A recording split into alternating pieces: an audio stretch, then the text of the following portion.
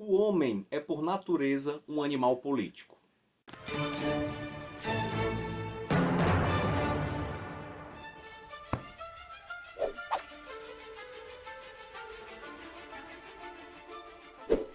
Fala pessoal, muito bem-vindos ao canal Ler é Preciso. Eu me chamo José Lopes. Nesse vídeo falarei sobre o livro A Política de Aristóteles. Essa edição possui 190 páginas e foi traduzida por Lorena Salles Alves.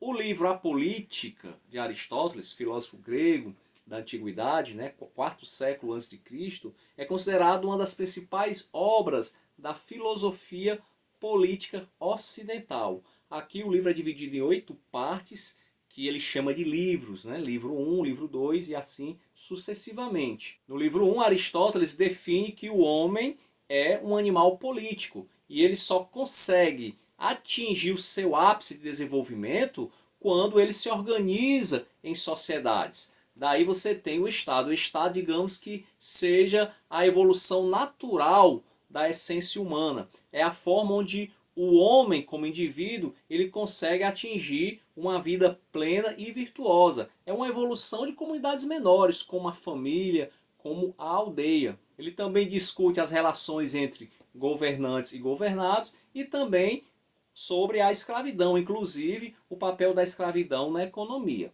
No livro 2, Aristóteles vai fazer uma análise de outras teorias políticas, de outros filósofos. Destaca-se a teoria política de Platão, que era o seu mestre, principalmente na questão da República, do livro A República de Platão, onde ele entende que o Estado ideal, o governo ideal, seria aquele governo governado por um rei filósofo, ou seja, um monarca que com justiça e sabedoria ele governaria os seus súditos da melhor forma possível. Aristóteles ele entende que essa é uma utopia, que dificilmente essa forma de governo daria certo. Para Aristóteles, quanto mais pessoas governando, participando do governo, mais chance esse governo ser bem sucedido.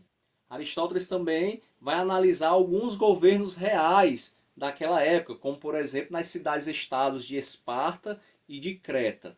No livro 3, Aristóteles vai definir o que é cidadania e também vai falar sobre as formas de governo idealizadas. Para Aristóteles, o cidadão é o homem livre e que possui posses suficientes para que possa viver uma vida de ócio.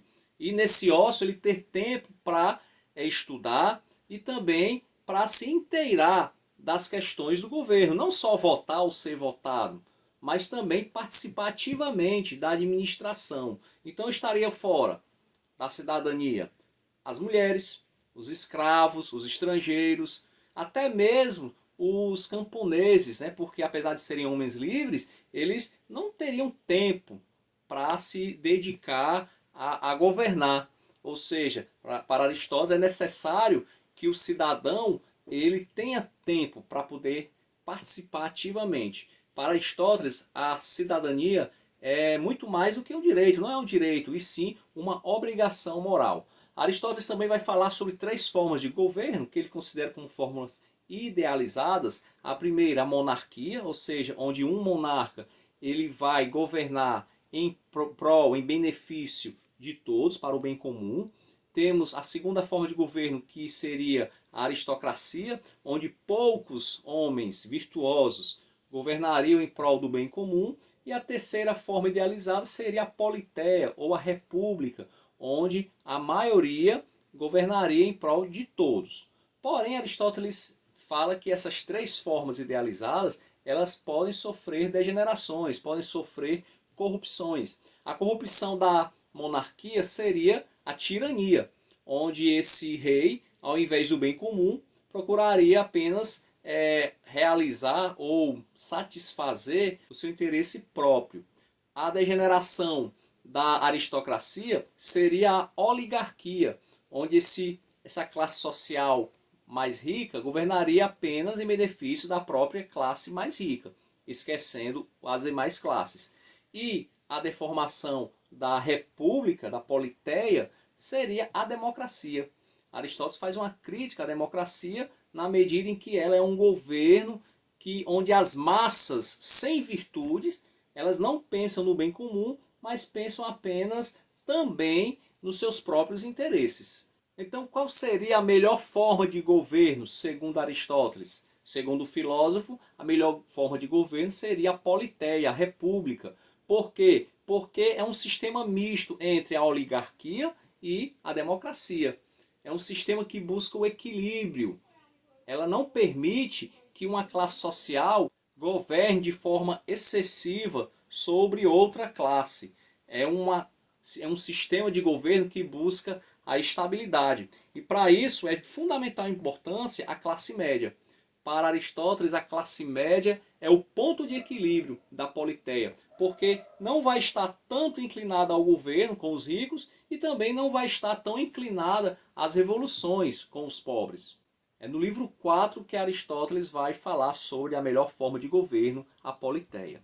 No livro 5, Aristóteles vai analisar as principais causas das revoluções e das mudanças de regimes e também vai fornecer algumas estratégias para evitar que as revoluções ocorram e como se pode fortalecer a classe média para que haja uma promoção da justiça e da estabilidade. No livro 6, Aristóteles vai analisar particularmente a oligarquia e a democracia, falando principalmente sobre os pontos fortes de ambas as formas de governo e como se pode tirar o melhor possível de cada uma dessas formas de governo, buscando o equilíbrio e a moderação. Nos livros 7 e 8, finalizando, Aristóteles vai falar sobre a cidade ideal e também sobre o papel da educação nos cidadãos. É interessante notar que Aristóteles ele frisa que independente se é monarquia, aristocracia ou a república, é de fundamental importância que a polis, a cidade,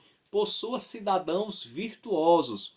Não é possível, segundo o filósofo, ter governantes virtuosos se os cidadãos também não forem virtuosos. Daí a importância da educação, de se moldar esse indivíduo já desde pequeno para que ele se torne uma pessoa virtuosa. E também é importante que o Estado motive os seus cidadãos na prática das boas ações, das ações virtuosas que buscam o bem comum. Aristóteles entende que a educação deve ser pública e voltada na formação do cidadão desde cedo para o bem comum e para a vida política. Ele também fala sobre o papel da música e da arte em geral na formação moral dos cidadãos. E é esse o livro A Política de Aristóteles. Lembrando que Aristóteles é um homem do seu tempo, tá? Ele defende a escravidão, ele entende que a mulher é inferior ao homem, mas nós temos que entender que é um filósofo do século IV a.C. Então, tendo cuidado para não cometer esses anacronismos, é um livro de fundamental importância para nós entendermos a filosofia política, principalmente a filosofia política ocidental. E se você tiver ficado até aqui nesse vídeo, espero que você tenha gostado, dê um joinha, se inscreva no canal. Até a próxima e vamos ler, porque ler é preciso.